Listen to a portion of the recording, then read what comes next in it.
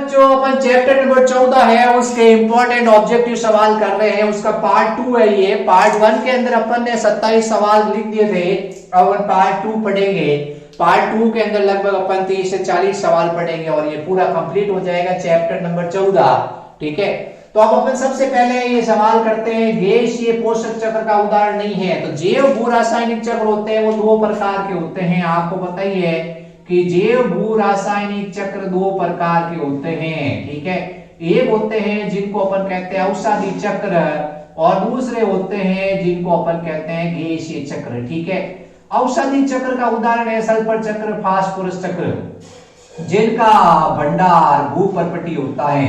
जिनका भंडार भूपर्पटी या अपन कहते हैं चट्टानें होती हैं, उन चक्रों को क्या कहते हैं? औषधि चक्र। यानी कि जो पृथ्वी की पटल है, पृथ्वी की जो धरती है, धरती के अंदर क्या है कि बहुत सारे खनिज छुपे होते हैं, जैसे सल्फर है, फास्फोरस है, ये सब पदार्थ छुपे हुए हैं, तो ये औषधि चक्र है। और गैसीय चक्र का उदाहरण आपको बताना, जैसे कार्बन डाइऑक्साइड है, ऑक्सीजन है, नाइट्रोजन है, ये सब वायुमंडल इनका क्या होता है? मेन स्रोत होता है। इनको कहते हैं गैसीय चक्र। जैव भू रासायनिक चक्र मतलब जो जीवों की सहायता से, जो भूमि की सहायता से और जो रासायनिक क्रियाओं की सहायता से जो संपन्न होता है उसको कहते हैं जैव भू रासायनिक चक्र। तो अब आपको गैसीय पोषक चक्र का उदाहरण नहीं है। पहला ऑक्सीजन चक्र, दूसरा नाइट्रोजन चक्र, तीसरा कार्बन चक्र और चौथा है फास्फोरस चक्र। समझ गए? अब आपको मैं इसका उत्तर नहीं बताऊंगा, आपको मैंने उत्तर बता दिया है। आपको इसका उत्तर खुद बताना मुझे कमेंट बॉक्स में। अगला सवाल है, जलारंभी अनुकर्मण होता है, यानी जो जल के अंदर अनुकर्मण होता है उसको कहते हैं जल आरंभी अनुकर्मण। ठीक है, अब पूछा है क्या होता है जलमग्न क्षेत्र में, चट्टानों पर, मरुस्थल में और जंगल में। ठीक है, तो अपन को पता ही है जलारंभी अनुकर्मण होता है वो जलीय क्षेत्र में होता है, जलमग्न क्षेत्रों में। क्या होता है? जलमग्न क्षेत्रों में। अगला सवाल है, कौन सा समुदाय सर्वाधिक स्थिर होता है? तो जो सबसे पहले समुदाय बनता है उसको कहते हैं पुरोगामी समुदाय। जो सबसे पहले समुदाय बनता उसको कहते हैं पुरोगामी समुदाय। और जो सबसे आखिर में जो समुदाय बनता उसको कहते हैं चरम समुदाय।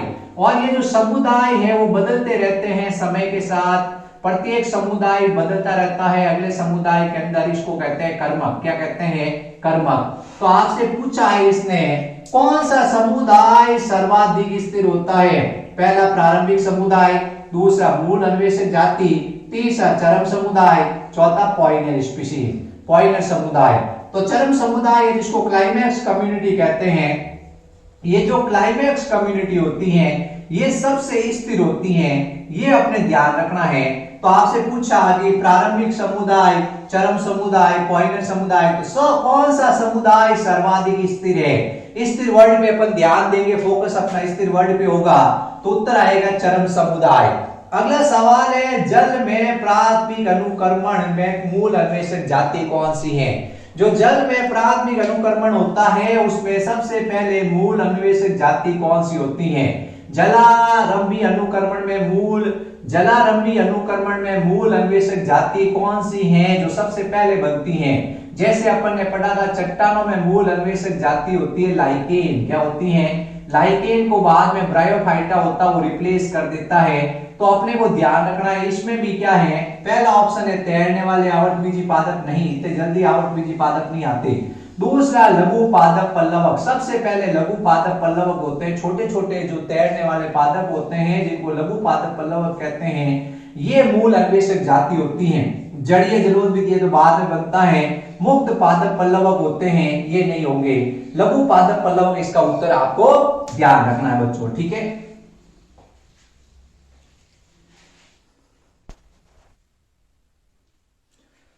बच्चों अपने सामने सवाल आ चुके हैं, कौन सा अनुकर्मण तीव्र होता है? अपने को पता ही है दो तरह के अनुकर्मण होते हैं, एक प्राथमिक अनुकर्मण होता है, द्वितीयक अनुकर्मण होता है, तृतीयक और चतुर्थक अनुकर्मण होते ही नहीं है। ठीक है, ये आपने ध्यान रखना है। प्राथमिक अनुकर्मण क्या होता है? किसी खाली स्थान पर होता है उसको कहते हैं नई स्थान, या खाली स्थान पर होता है उसको कहते हैं प्राथमिक अनुकर्मण। ठीक है, और जहां पे पहले जातियां रहती थी लेकिन किसी कारण से क्या हो चुका है, विलुप्त हो चुकी है वो जातियां। ठीक है, वहां पर जो अनुकर्मण होता है उसको अपन कहते हैं द्वितीयक अनुकर्मण। यहाँ पे जातियां रहती थी लेकिन जंगल में आग लग गई, बाढ़ आ गई, या मान लो क्या है किसी कारण से वो सारी जातियां विलुप्त हो गई हैं, तो वहां पर नई जातियां बनेगी, उसको कहते हैं द्वितीयक अनुक्रमण। और किसी खाली जैसे कोई चट्टान है, कोई जैसे लावा गिर गया और वहां पे लावा वाली चट्टान है, या आपने कोई नया जलाशय बनाया है, वहां पे जो अनुक्रमण होता है प्राथमिक अनुक्रमण है। अब तीव्र कहां पर होगा? नेचुरल सी बात है, जंगल में थोड़ी बहुत जातियां नष्ट हुई, थोड़ी बहुत तो बची है, बीज बचे होंगे, तो बारिश होगी तो ये अनुक्रमण क्या होगा? तीव्र होगा। यानी द्वितीयक अनुक्रमण तीव्र होता है, ये अपने ध्यान रखना है। अगला सवाल है पारितंत्र की सेवाएं। अब आप पारितंत्र की सेवाओं का मतलब होता है पारितंत्र हमारे लिए बहुत ही उपयोगी है, हमें फ्री में ऑक्सीजन देता है, हमारे फ्री में मृदा का गठन करता है, फ्री में परागण करता है, फ्री के अंदर क्या करता है? शहद बनाने के लिए मधुमक्खियों को भोजन देता है। तो ये पारितंत्र, इसकी कल्पना नहीं कर सकते हो। आपको पता ही होगा कोरोना काल में ऑक्सीजन कितनी महंगी बिकी थी, ये पारितंत्र फ्री में ऑक्सीजन दे रहा है। समझ गए बात को?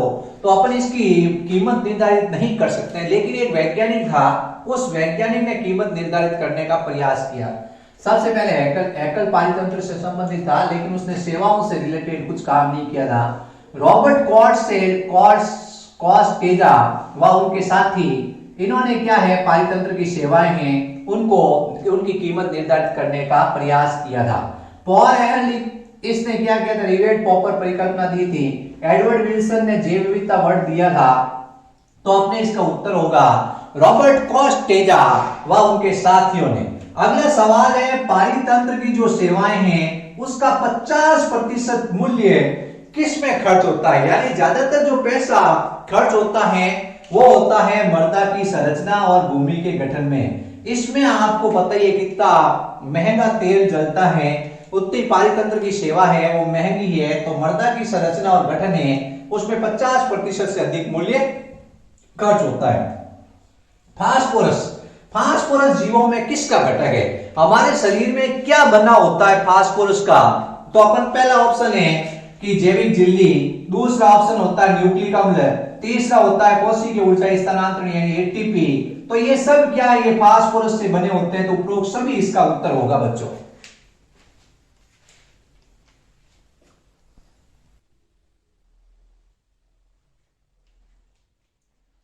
बच्चों नेक्स्ट क्वेश्चन है फास्फोरस का प्राकृतिक भंडार है। यानी कि अभी अपन ने पढ़ा था कि फास्फोरस कैसा चक्र है? एक औषधि चक्र है। कैसा है? औषधि चक्र है। अब पूछा है इसका भंडार है। पहला ऑप्शन है चट्टान, दूसरा ऑप्शन है मृदा, तीसरा तालाब और चौथा वायुमंडल। तो आपको पता ही है कि इसका औषधि चक्र का जो भंडार होता है वो चट्टानें होती है। क्या होती है? चट्टानें होती हैं। तो इसका उत्तर होगा चट्टान। अगला सवाल है कुल वायुमंडलीय कार्बन का कितने प्रतिशत, कुल वायुमंडलीय कार्बन का कितने प्रतिशत वायुमंडल में है? अब आपको पता ही है कार्बन का वायुमंडल में जो परसेंट होता है वो कार्बन मोनोऑक्साइड और कार्बन डाइऑक्साइड होता है। तो ये 1% से कम कार्बन डाइऑक्साइड होती है 0.03%। ठीक है, तो इसने पूछा है वायुमंडल में कितने प्रतिशत कार्बन उपस्थित है? तो पहला ऑप्शन है 1%, दूसरा है 71%, तीसरा है 49% और चौथा 21। तो आपको पता है 1% क्या है? वायुमंडल के अंदर कार्बन का परसेंटेज उपस्थित है, कार्बन डाइऑक्साइड कार्बन मोनोऑक्साइड के रूप में। अगला सवाल है जैव मंडल, जो जैव मंडल है बच्चों, जो जैव मंडल द्वारा प्रतिवर्ष कितनी कार्बन का प्रकाश संश्लेषण द्वारा स्थिरीकरण होगा? यानी जो कार्बन डाइऑक्साइड होगी वो जल के साथ क्रिया करेगी और ये भोजन बनाएगी, इसको कहते हैं कार्बन डाइऑक्साइड का स्थिरीकरण यानी फिक्सेशन ऑफ द CO2। कितनी होती है? तो आपको ये आंकड़ा याद रखना है 4 × 10⁻13। क्या याद रखना है? ये थोड़ा टिपिकल है लेकिन कोई बात नहीं, अब 16 अप्रैल पास ही है, जब तक तुम याद रख लोगे 4 × 10⁻13। अगला सवाल है जीवाश्म ईंधन का उदाहरण नहीं है, यानी फॉसिल फ्यूल कौन सा नहीं है? फॉसिल फ्यूल कैसे बनता है? जैसे कि ये पेड़ों का जंगल है, बहुत सारे पेड़ ही पेड़ हैं, बहुत सारे पेड़ ही पेड़ हैं, अचानक भूकंप आता है, अचानक क्या होता है? भूकंप आता है और अचानक किसी प्रकार का प्रलय आता है और ये पेड़ सब जमीन के नीचे चले जाते हैं, गहरे जमीन के नीचे ये सब पेड़ दफन हो जाते हैं। फिर उसके बाद करोड़ों वर्षों तक क्या होती हैं? जैव रासायनिक क्रियाएं होती हैं और ये कोयला, पेट्रोल, डीजल, गैस, ये सब इनसे बनते हैं। तो अपन कहते हैं ये क्या है, ये जीवाश्म ईंधन है, जिनके जलने पर अपन कहते हैं ये जैसे जलाने के लिए जिनकी आवश्यकता होती है, जो पेड़ पौधों के दफन होने से बनते हैं करोड़ों साल बाद, उनको कहते हैं जीवाश्म ईंधन, फॉसिल फ्यूल। पहला ऑप्शन है कोयला, दूसरा है पेट्रोलियम पदार्थ, तीसरा है प्राकृतिक गैस और चौथा लकड़ी। तो लकड़ी जीवाश्म ईंधन नहीं है, लकड़ी क्या है, जीवाश्म ईंधन नहीं है।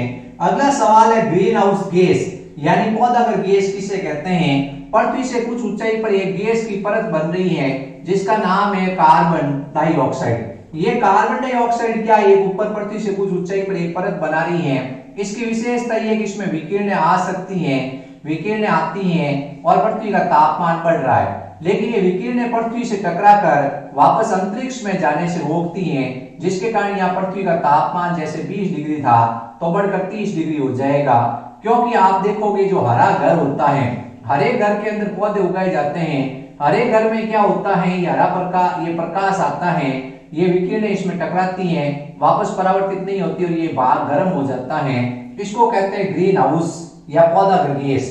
तो कौन सी गैस है, कार्बन डाइऑक्साइड गैस को अपन क्या कहते हैं, पौधागर गैस के नाम से जानते हैं। ये अपने बच्चों ध्यान रखना है।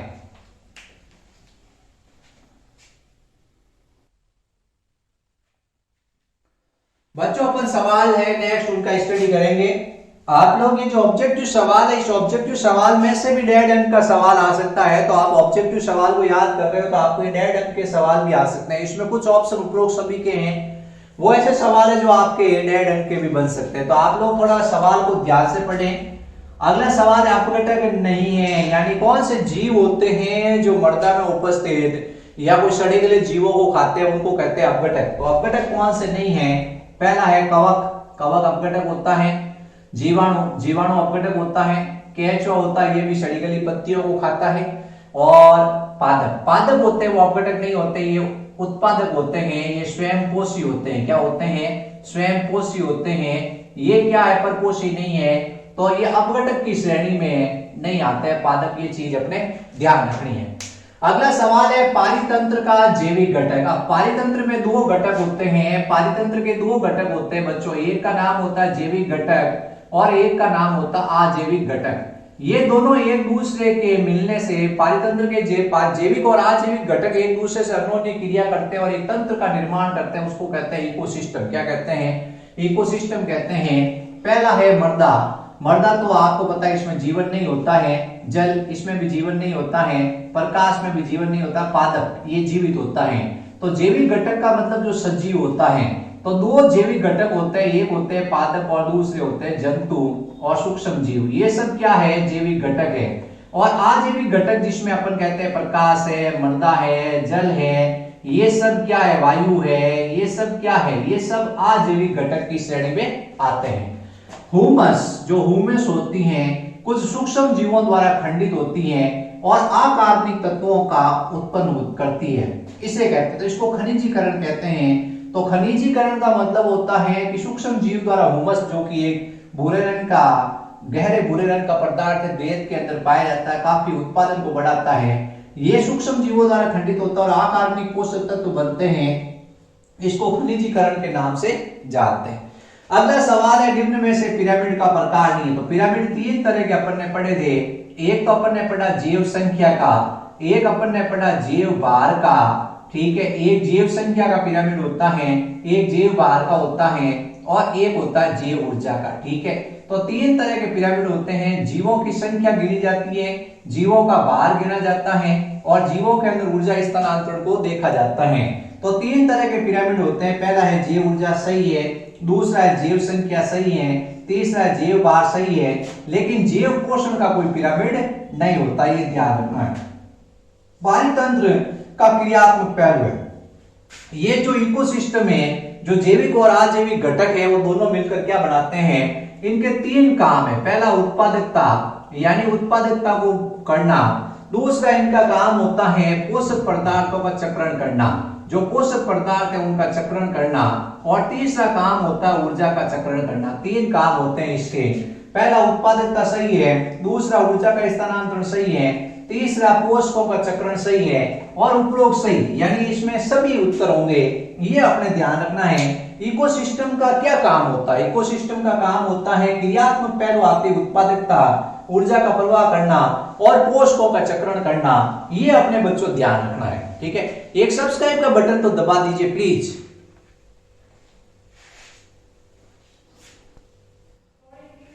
जिनके सब्सक्राइब का बटन दबाया हुआ वो मत दबाना, नहीं तो अनसब्सक्राइब हो जाएगा बच्चों। सब्सक्राइब जिसके नहीं किया वो बटन दबाना, ठीक है। आप लोग ऐसा नहीं हो कि सर ने कहा सब्सक्राइब का बटन दबा तो वो अनसब्सक्राइब में चला जाता है, अपने ध्यान रखना बच्चों।